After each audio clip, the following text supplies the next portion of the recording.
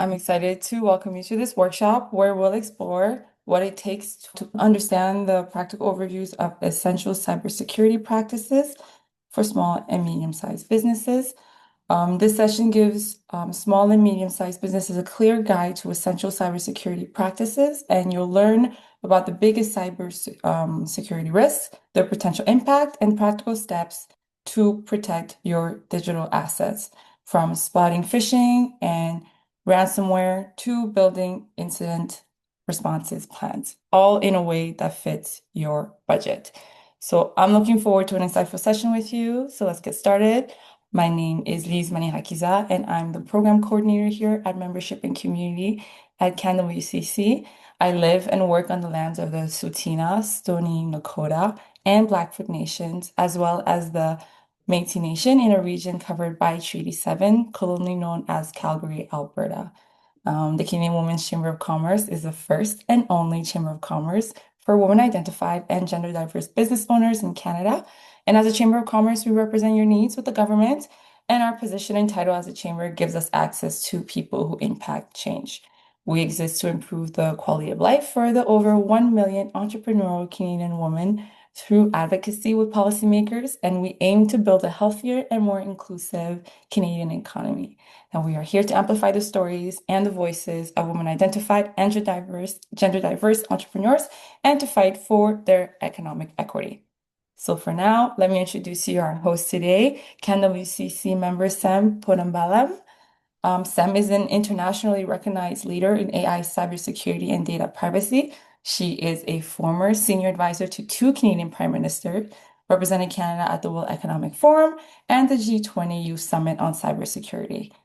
She's been a developer for 30 plus AI, cyber privacy, and anti-human trafficking courses, and she's delivered that have been delivered to institutions across North America and Europe. She's been a senior advisor and consultant to the UN Capital Development Fund, EU, and various government departments, federally, provincially, municipally, for some nonprofits and diverse public and private sector clients through North America, South America, and Europe. She's also a published author of 3 best practice manuals on cybersecurity, privacy, governance, with a 4th book underway, and a frequent keynote speaker and trusted expert on building secure, privacy-first strategies in an AI-driven world. So we are extremely lucky to have all your experience here today. So welcome, Sem. Thank you so much, Lise. Hi, everyone. I'm super excited to be here. To be frank with you, I really enjoy sessions like these because it's quite interactive, and I really enjoy working with SMBs, being a small business owner myself. So I know what it's like. So I really appreciate you taking your time out to be here today. So I'm actually getting Lise to help me out with the presentation on her end because I've been having a little bit of technical issues on my side. So in case it freezes, we have her running the slides in the back. So yeah, so before I get started, I'm just curious with some of the folks that are on here. I just want to know, are you responsible for tech in your company, or are you the company owners?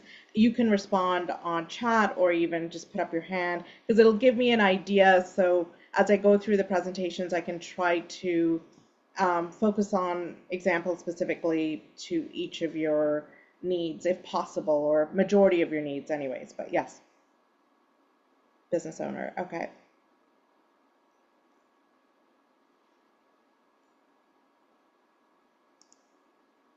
Sorry, I guess I can't see other people, but okay, that's okay. So we can get started and then I'll not profit founder. Okay. Um, okay, consultant, nice. Okay, thank you. So it's a good variety of mix. So I'll try to make sure that my examples kind of fit everyone else here. But if you have specific questions, please don't hesitate. I can try to answer directly here. If not, you can always reach out to me and I'm more than happy to help. So, all right, perfect. So on the next slide, we'll go into just kind of what is happening, the threat landscape for SMBs. And this is information that's come out from 2024 because technically we're still in 2025 and some of the data only gets finalized in January. So we're kind of near the end. But so just to give you a bit of a background, so 94% of SMBs, like ourselves that are on this call, have experienced at least one cyber attack in 2024, according to some of the latest data that's presented. 78% of SMBs actually fear a breach could put them out of business, and 60% of SMBs facing major cyber attacks oftentimes shut down within 6 months. That's because there's a lot of expenses, whether if they actually have insurance or not. There could be lawsuits, there could be reputational damage. So, and it's not only to yourself, but if you're part of a supply chain, and unfortunately we're all connected to a supply chain, even if we may not be directly impacted, we could be as a result of another lawsuit elsewhere. So those are things to keep in mind. And then so it's really important when you get into vendor contracts to make sure that they are also cyber secure. And then in terms of cybersecurity ranks, as the number 2 biggest business threat to SMBs, this is according to a 2025 data that was confirmed recently, and 43% of all cyber attacks specifically target small businesses, and the average data breach for SMBs are approximately 3.3 million to 4.8 million globally. So that's something to keep in mind. Before I move on to the next slide, is there any questions from anyone? No. Okay. So in terms of, oh, there's some in the chat. Sorry, I just want to make sure I'm addressing them. Okay, that's from before. Okay. So in terms of the attack frequency and methods, so some of the big ones is phishing attacks. As I mentioned before, about 3.4 billion emails are impacted daily, and 30% of success rate for those phishing attacks and 73% of breaches actually involve phishing. And the other component is ransomware. So 88% of SMB breaches lead to ransomware. So where your data is actually held for ransom, essentially.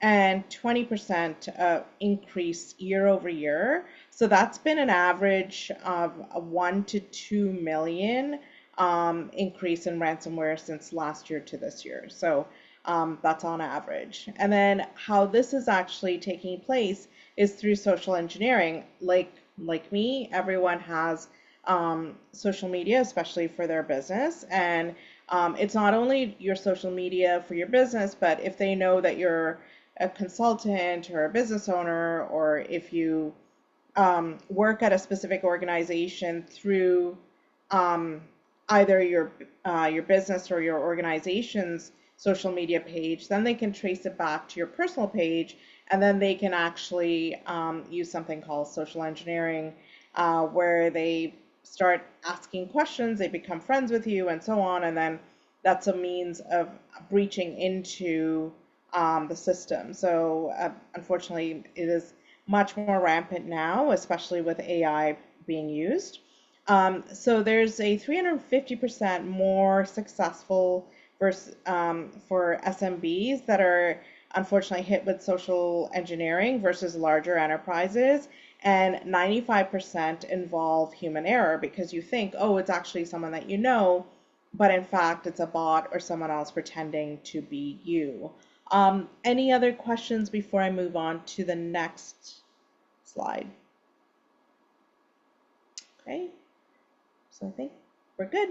So the financial cost, as I mentioned earlier, approximately is about 3.3 million to 4.8 or 4.9 on average for SMB breach costs. And the average ransomware cost is anywhere between 1 to 2 million.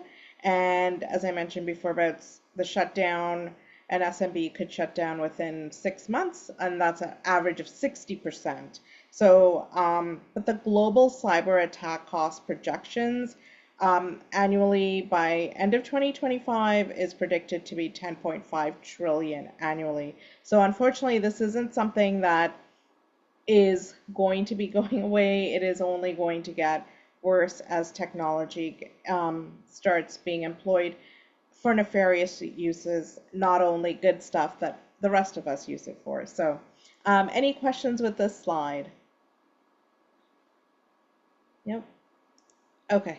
So, I guess the next one is why SMBs are prime target. So, we obviously have limited security resources. Most small businesses may have a very small IT team, if you're lucky, in-house, or a dedicated staff member that's responsible, or you may actually employ a third-party vendor to be your IT team, which is often the case for a lot of small businesses. But you also need to make sure that those third-party vendors that you end up employing are the right folks as well, and that they are giving you the correct resources attached to it. And this is because it's a simple fact, budget constraints, right?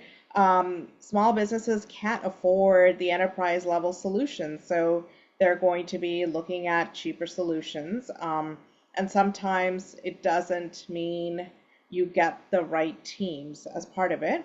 And as I mentioned before, weaker defenses. So why are small businesses targeted mostly? Because they'll find out if you are somewhere along the supply chain for a larger enterprise, they will target a small business because they will assume that they can actually get into your system and then be able to penetrate into an enterprise. So that is one of the main reasons that happens. You may think, oh, I'm not directly connected to any large enterprise, but it may not be yourself. It could be your vendor who could be connected to someone else, and you can be part of that target process. The other thing is also it's not only weaker defenses, there's also higher payment likelihood because a lot of small businesses often think, oh, well, I'm not going to be targeted, so it's okay. I don't need to invest in top of the line security. Or, oh no, they've taken my customers' data. I don't want to be held liable, so I better actually pay that ransomware. So those are some of the reasons attached to it. And as I mentioned earlier, the supply chain weakness, so it's used as an entry point to the larger organization. And then minimal security awareness training. So it's not only having the best solutions, but if your team is not trained to protect yourself or what to do before, during, and after a breach, that could also cause a problem. So you may have the best systems in place, but if you don't go through exercises where you actually pretend that you have been breached and go through those processes, then you may likely have a bigger problem later on. And on the next slide, please.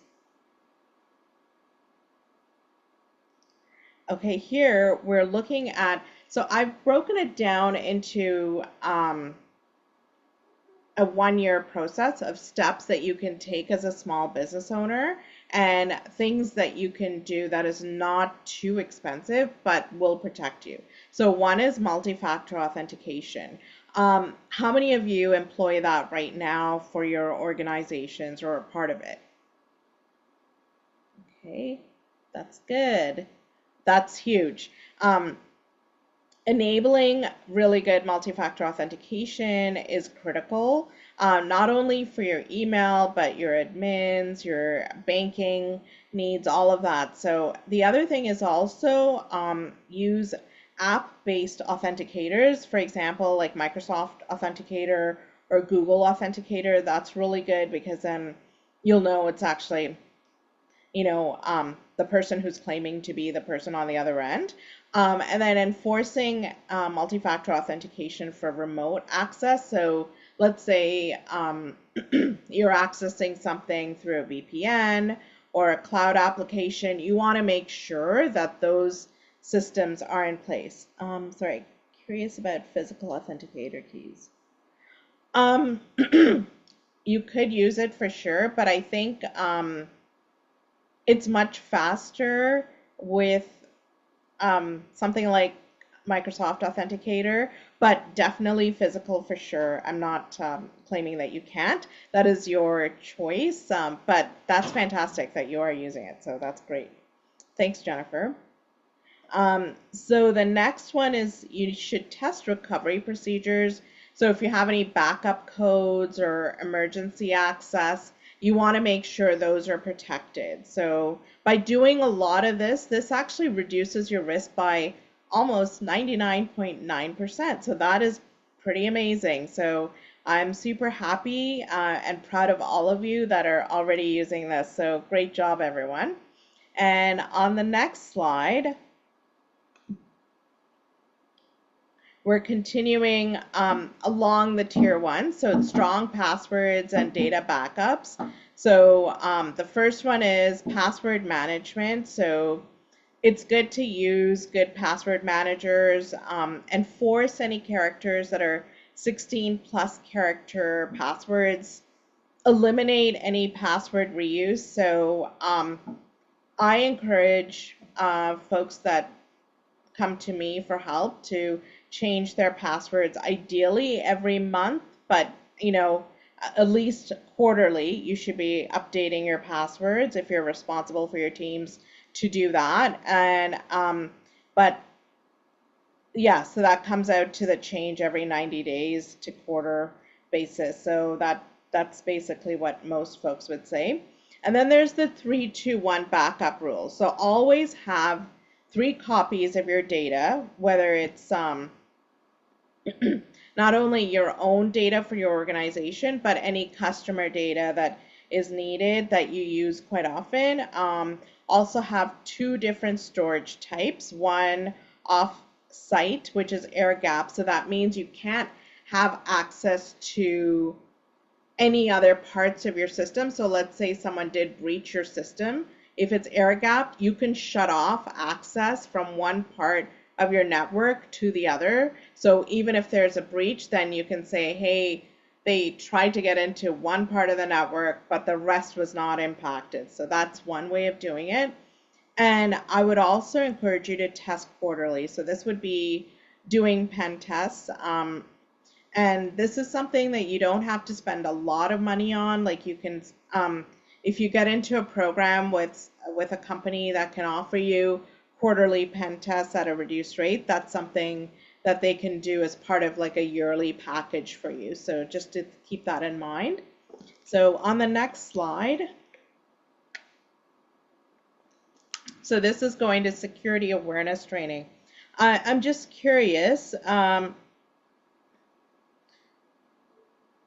Oh, Dropbox. Sorry, there was a question. Sorry, I just got distracted. What roles does file sharing programs play in this, such as Dropbox? That's a great question. So I would definitely look at when you sign up with Dropbox, you would have vendor agreements. So ask them, hey, what are your cybersecurity protocols? How do you air gap your your documentation process if there is a breach, and how would I notify you if there's a breach on my end, and vice versa, because you need to also hold the bigger companies accountable, because oftentimes it may not even be you, it could be a breach from them to you. So just keep that in mind. That's a great question, and I hope that answers your question. Perfect, thank you. So just curious, how many of you have ever undertaken cybersecurity awareness training? Great. Okay, a few. Okay, that's fantastic. So I think it's really important to make sure you do go through at least semi-annually cybersecurity awareness training. The reason being is because there's so many changes to technology and so many changes, especially now with AI, with new updates happening every quarter. You want to make sure that what you are doing is up to par and compliant from both a privacy and a security perspective. So it's really good if you sign up with an organization that can help you do mandatory phishing training for all employees. And you can do this again semi-annually or quarterly if you want as part of their package. It would be really good to conduct simulated phishing campaigns just to see who's clicking on it, and not to punish them, but just to give them additional assistance to make sure that this doesn't happen. It happens to the best of us, so it's not something that you want to pinpoint and uh, make fun of. But the fact is that you can say, look, we noticed that you had clicked on this link. I think you should take an additional training just to make sure, that this doesn't happen in the future. And the best thing is to reward employees who report suspicious activity, because without people speaking up, then there's not going to be an incentive, because they may think, oh, well, IT will take care of it, or someone else will take a look at it. I don't have to worry about it. So these are things to keep in mind. And also, if there is a reporting process in place, make sure you have like a dedicated email or a button or some sort of mechanism that if you make it easy for whomever that wants to report. And also, when you're looking at reporting, it's not just only folks internally within your organization. This could be even external vendors that you could have employed as part of a contract that you want to make sure that they too have access to this, because if they've noticed something, you want them to also bring it to your attention as well. And then making training part of everyone's onboarding process. So not just doing it the very first time that they're hired, but as I mentioned, trying to have this be part of a semi-annual process. And then really have clear policies for device use. So for example, a lot of small businesses allow employees to bring your own device. So that could be your phones, your laptops. So you want to make sure that when they are using your environment, that their equipment continues to be secure, because you don't want them to introduce something inadvertently into your environment, which could cause a problem. So many people say the security awareness is the strongest human defense. So I think that's super important. Okay. So the next one is, this is what you would do as part of your months 1 to 3. So this is endpoint protection and network security. So you can be working with any antivirus, anti-malware on all endpoints. You want to make sure that that's deployed. You want to also ensure that you have endpoint detection and response for any sort of sophisticated threats. A lot of these could be purchased, systems. You don't have to um, manually do some of these things, unless, depending on how sophisticated your IT team is, you can, get folks to help you out with that. And there's also enforced full disk encryption like BitLocker, File Vault. The other thing is implementing firewalls on all your devices, because especially the ones that, even if it's your employees that are bringing some of their own devices, you want to make sure that's protected. And then you really want to deploy email filtering and DNS filtering for malicious domains. So this way you want to protect any sort of potential issues that could stem. Any questions on this one?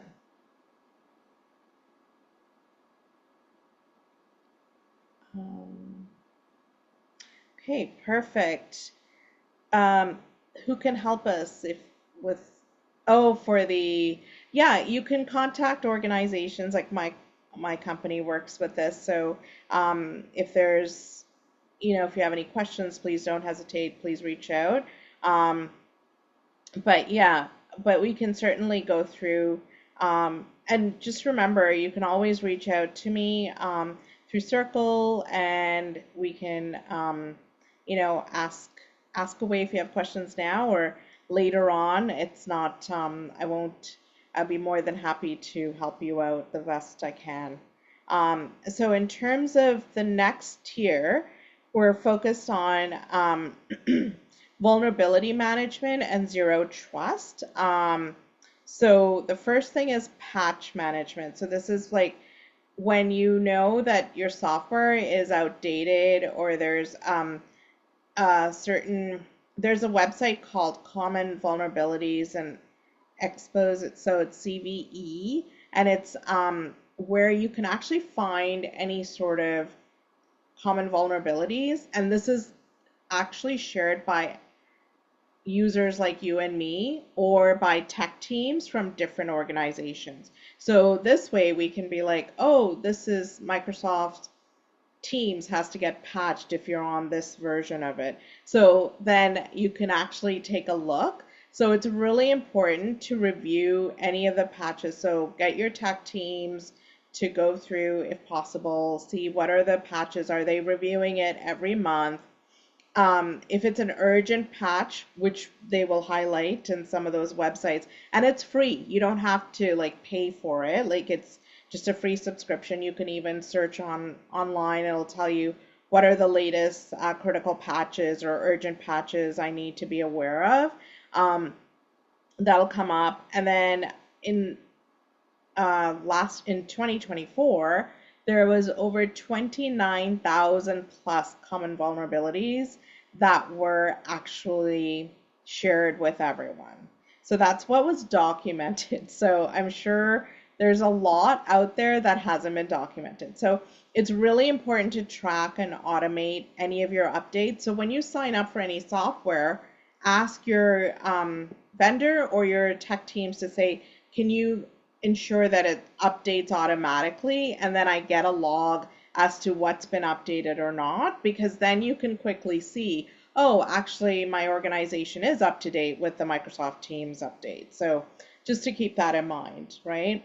The other component is called Zero Trust Foundation. So as we mentioned before, enforcing multi-factor authentication, and then privilege restrictions. So this means even though we're a small business, not everyone in the business needs to have access to everything. So, and the people that are often targeted are CEOs, CFOs, or HR teams, um, or IT teams. But if your company is much smaller, if it's like just 3 or 4 people, and you have multiple hats, not everyone has to have access to all of the systems on all of those computers. So if there's something that you want people to have financial data access to, then you need to make sure that it's only the limited people have access to it. And if you are doing wire transfers, for example, to a vendor, don't just look at an email and be like, oh yeah, it is from that vendor, it's okay. You need to actually pick up the phone and double check and confirm each time, because you want to make sure it's actually a legit request coming in. And if there is a change in the person in the organization, don't look at the phone number that the email that they're putting in. Look at your original information, call the company, ask to speak to someone in their finance team, make sure that they're legit before you go ahead and proceed with the wire transfer, because it's always best to double check than not to do so. The other thing is, as I mentioned, least privilege access. So don't give access to everyone. So, your CEO doesn't have to have access to all the financial stuff on their computer that they use when they're traveling for trips and so on, or on their phone. So you want to be able to give them access via another means, whether it's VPN or something else, where they have to go through multiple steps to authenticate that it is actually them going into utilizing the data. And then continuous authentication. So it's really important, especially before financial transfers take place, that there's multiple steps of authentication in place, along with that additional phone call just to double, triple check. And then, as I mentioned before, network segmentation. So make sure you air gap your network. So if there is a breach because of a vendor and they have access to a certain component, you don't give access to the rest of your network. So then that way that's cut off right there. And then you can still continue to proceed with your business. On the next slide, so this is looking at third-party risk management. So as I mentioned before, a lot of breaches can happen because of outside vendors. So 35.5% of all breaches are third-party related.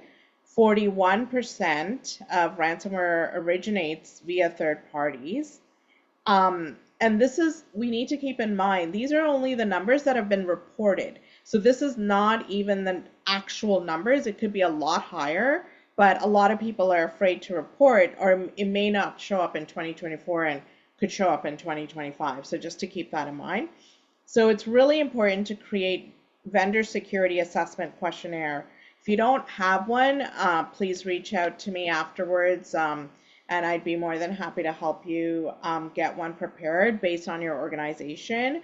The other one is establishing data processing agreements. Really important when you purchase any sort of software that you look at the software licensing agreements. Ask them upfront, what is your cybersecurity protocol? What is your privacy protocol? What are your steps? So these are things to keep in mind.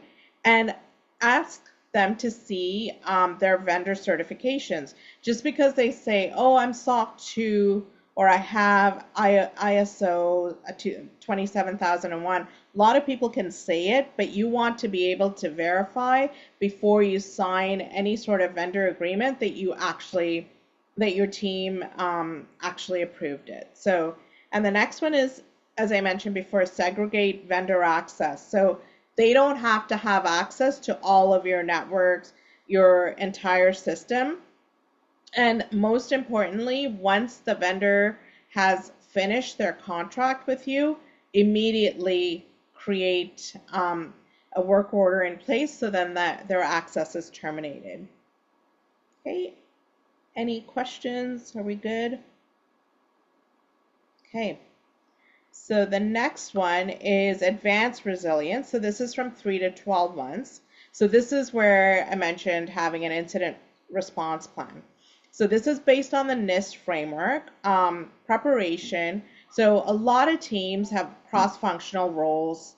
So you want to be able to make sure you have steps in place for any sort of escalation. Again, we recommend you create a playbook, and we often help a lot of SMBs create the necessary playbooks to make sure that they protect themselves, because then you can identify what to do at those times. The other thing is also identify detect mechanisms and severity assessment. So taking a look, making sure you look at what is the risk tolerance for the organization that you're partnered with, along with for within your organization as well. The next step is containment. So you need to make sure you stop, spread any sort of breach. If there is one, how can you stop it and prevent it from spreading across your network? And not only your network, but any other vendors as well. So you need to be able to have those steps in place, and make sure you have those forensics evidence in place as well. That's why it's good to have those logs. The other step is eradication. So remove any attacker access and patch any vulnerabilities. The final step is recovery. So restore from clean backups and validate functionality. Any questions at this point? Nope. Okay. All right, so business continuity and disaster recovery planning essentials. So here you need to make sure you have identify critical business processes. So figure out all the steps that you have. And most organizations already have this in place, so which is great. You just want to make sure that cybersecurity is included in this. Define your recovery time objective. So let's say you are breached. You want to say, okay, well, I'm going to give our organization 72 hours for the recovery from the time that we were completely out to be running effectively, like we were before. The other option is defining your recovery point objective, right? So you want to make sure what that is, and you want to document all your procedures and dependencies. The other process is testing and validation. So as I mentioned before, quarterly tabletop exercises. It doesn't have to be anything extensive. It could be 1 to 2 hours max every quarter. And a lot of organizations that I've worked with that have SMBs, they do it as a lunchtime exercise, that may sometimes take an hour and a half, and then it goes a little over lunch, and that's over with. And this way it keeps their team and executives on point so that no one is falling behind on what steps to take. And then obviously test your business continuity and disaster recovery procedures regularly as part of that exercise, and then document any lessons learned. What went well, what needs to improve for next time, and then update those procedures annually in your business continuity and disaster recovery documents. Any questions? Okay, so the next slide, sorry, guess it's frozen. Okay, while we're waiting for the slide to come up, I can just go into it. It's security, culture, and governance. So that's tier 4. So you want to lead by example. So if you're a business owner or you're a team lead or a director, manager, you want your team to have strong security practices in place. You also want to show regular training, whether it's monthly or quarterly refreshers, but it's tailored for each group and each role. So it's not just a high-level training. You want to have easy reporting, as I mentioned before, dedicated email, reporting button, and there's no punishment because you're reporting something like that. And then you want to reward safe behavior, so recognizing employees who report threats. The other step is to measure engagement, so track completion, phishing, click rates, and reporting. And then finally, documenting policies. So you should have something in place for acceptable use, password, data classification, incident reporting. So these are things that you should have in place. Heading to, okay, so this is where most of you guys, I think, are interested in, okay, what are these solutions that would fit my budget? So starter for most small businesses, I think, is $200 to $500 a month. This would include password manager, backup and recovery plans, email filtering, and then a training platform.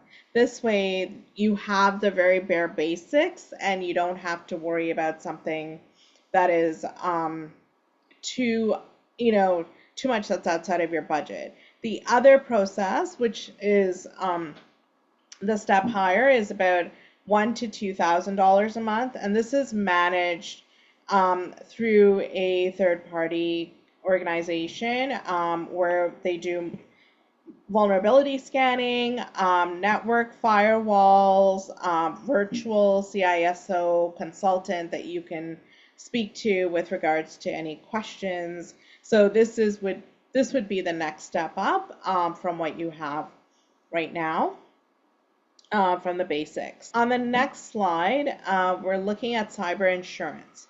It's super important to get cyber insurance.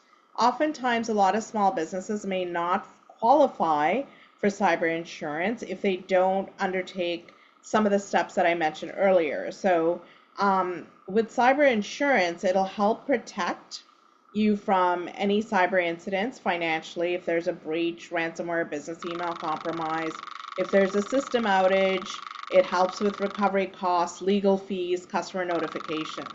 The other component is business interruption coverage. So to compensate for any lost revenue, operational downtime caused by cyber attack or system failure.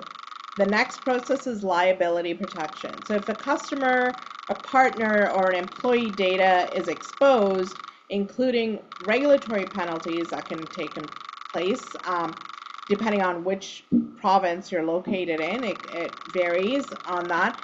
In addition to federal requirements, there's privacy breach costs and third-party claims, so that also gets covered.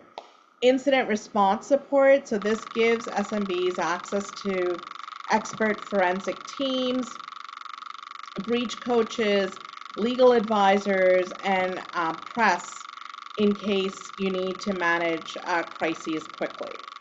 And then finally, coverage for cyber extortion and ransomware. This actually includes negotiation support and reimbursement for cyber ransomware when and only if it's legally permitted. So just keep that in mind, because paying someone ransomware is not often legally permitted. So, all right, any questions on this one? Okay, so the next step is business email compromise, and fraud governance checklist. So I think this is important for a lot of us to have in our hands. So if you're a high risk actions, it requires dual control. So for all high risk financial changes, so if you have any wire transfers, it requires at least 2 humans to approve. So dual control for all outgoing payments over a set threshold. So this is something I encourage small businesses. If it's more than $1,000, like definitely have that in place. Dual control for any changes to vendors or bank account details. You also want to make sure there's dual control for new vendor creation.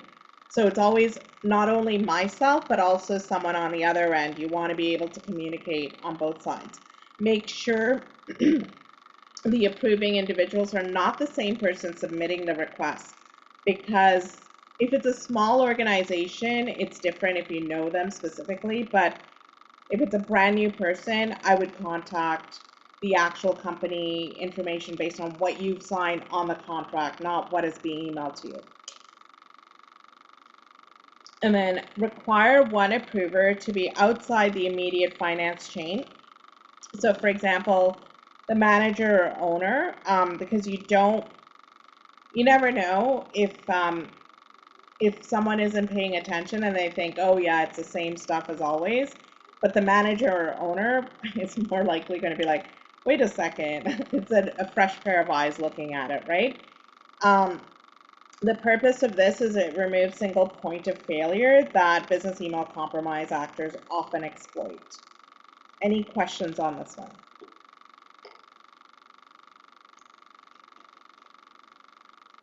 Okay, so we'll go to the next one. So it's out of band verification is mandatory. So this means any request involving money must be confirmed through a separate trusted channel. So verify the requester verbally via a known phone number, not the one in the email. Confirm changes using a second channel, so SMS, Teams, Slack. Never rely on just reply all verification, because not everyone's going to look at those emails till maybe end of day or tomorrow. So maintain a master contact list for all vendors and banking officers, and if they change, ask those organizations to keep you up to date. If you find the information has changed, call the original folks and double check. Require staff to document the method of verification in the payment notes. As well, the purpose of this is email alone is too easy to spoof, especially with business email compromise, which thrives when verification is skipped. So that's why, yes, these are additional steps, but then you can be saving your organization hundreds of thousands of dollars. And any questions? Okay, next one is logged audible approvals. Make sure every action leaves a clear trail. So use systems that log who approved what and when. Store verification notes or call confirmations in your system. Segregate the duty. So one person sets up the vendor, another person approves, another person releases the payment if possible. This all depends on the size of your organization. Schedule quarterly reviews of approval logs. Clear audit trails, deter insider misuse, and help catch business email compromise attempts early. Okay, so any questions? Okay. All right, next one is micro training for the people who actually touch the money. So not generic once a year phishing videos, but real ongoing training. So short monthly 5-minute scenarios for finance. Quarterly refreshers focus on real business email compromise attempts in your industry. Simulated urgent CEO requests to practice verification. Role-specific refreshers for staff handling sensitive data or onboarding vendors. And then finally, annual tabletop exercises that test the whole workflow from end to end. So not just also within your organization, but if you get something from an outside vendor, how would you deal with that whole process? So this behavior helps with governance only work if humans follow it every time. So this helps with the business email compromise, avoiding it anyways. Next, we're looking at process hardening. So make the fraud path the hardest path. So require finance to use company managed devices for payment approvals. Enforce multi-factor authentication for email and financial systems. Restrict who can actually request vendor changes. Disable auto forwarding rules in email. Block risky sender domains and lookalike domains where possible. And ensure backups of vendor master data. So this reduces the attack surface before social engineering even begins. Okay, any questions? Okay, next is business email compromise incident response for it. So just something simple, fast playbook for when something goes wrong. So who can call at your bank to freeze the transactions? Internal escalation change. So it has to be someone from finance, your executive, and your IT team or security. Template email to notify affected vendors. You should have steps for preserving any evidence from this breach, and then predefined media and stakeholder communication plan. The purpose is minutes matter, and having a script can save tens of thousands of dollars. Any questions? Okay, next is governance and oversight. So leadership signs off on business email compromise governance policy annually. Clear ownership. Who maintains the vendor master list? Sorry. Verification, contacts, and scripts. Quarterly reviews of high-risk changes and anomalies. Document expectations, processes. Keep it rare. And then annual review of dual control thresholds as the business grows. And then the purpose of that is it keeps the system from decaying over time, and most fraud succeeds because controls drift. So it's really important to keep that in mind. The next slide, please. So lessons learned. So last year, there were a few big breaches. I mean, you may think, okay, these are big organizations. I don't want to be dealing with them, but the ones that I think it would be important to look at is Marks and Spencer's co-op. It was due to social engineering at help desk. This actually cost them 650 million pounds loss. And then always verify. The lessons learned here is always verify identity use, and then also use multi-factor authentication. The next one was Harrods. Third-party breach leaked customer data. So use data minimization and encryption. And the other one is Alliance Life. So employee tricked into granting access. your lessons learned need zero trust and least privilege, which we talked about earlier. The other one was pattern, where it's a human error in 95% of attacks. So awareness training, incident response is very critical. Um, Perfect. Any questions? Okay, so the next slide is just a little bit about my company. So we offer cyber encryption services with post-quantum cryptography. So I'm not sure if you guys need that at this point, but we definitely do help on the small, like for small, mid-sized businesses and not-for-profits as well. The other thing that we work on is governance and audit. So we do cybersecurity, AI audit services. So if you're trying to figure out what works, what doesn't, we're there to help. In terms of education, we have CISP certified training and virtual CISO folks that can help you. And if you want virtual managed services, we have the virtual CISOs who can help support your services as well. And sorry, on the next slide, I think it has some resources. So if you would like, please join, connect with me on LinkedIn and with Xahive. We always have a lot of different blog posts which would help you, and it's free. There's no cost to join. It just gives you information on different topics for cybersecurity AI, and it's not just aimed at enterprises, but SMBs, because as we know, SMBs are needed to work in this space. So yeah, and feel free to email me. I'm more than happy to help you out as well. And finally, I think is Q&As. Just 2 minutes left.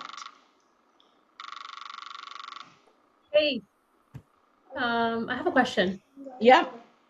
So for the real world breaches that you shared with us, what would you say would have been specifically something that they could have done that would have helped them avoid these breaches? I'm sure each example is different, but what would you say would have been a good I lesson? mean, for a lot of them, it was as simple as just verifying identity, right? Taking that extra step to make sure it's actually the right person, and then to use multi-factor authentication. Um, Another step is just data minimization and encrypting the data. It's really important because you want to make sure if you're dealing with not only for your organization, you have employee data, you also have your clients' data, right? So whether it's personally identifiable or personal health information, you want to make sure that that's encrypted. Um, Encrypted. Okay.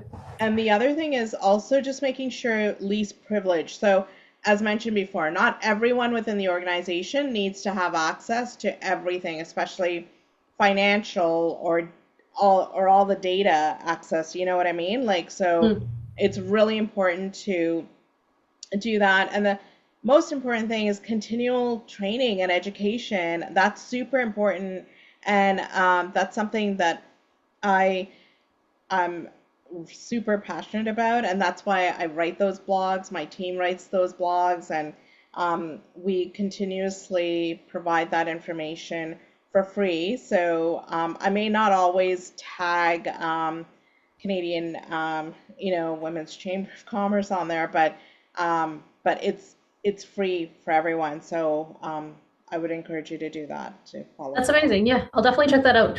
Just a question about the encryption. Like when you use like Microsoft tools and you use the web, I feel like everything pretty much is encrypted. Would you say anything additional on top of what we I usually have? would, well, if you're sending information, I would encrypt it if you're sending anything that has personal identifiable or personal health information. If you're using email, I would encrypt it because you don't want to ever be, blamed for that breach if that's the case. So, and oftentimes when you do subscribe to cyber insurance, they will ask for you to have encryption both at rest and in transit.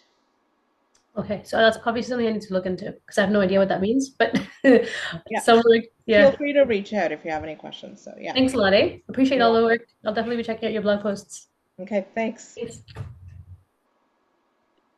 Okay, that's all the time we have today. I want to thank Sam once again for joining us.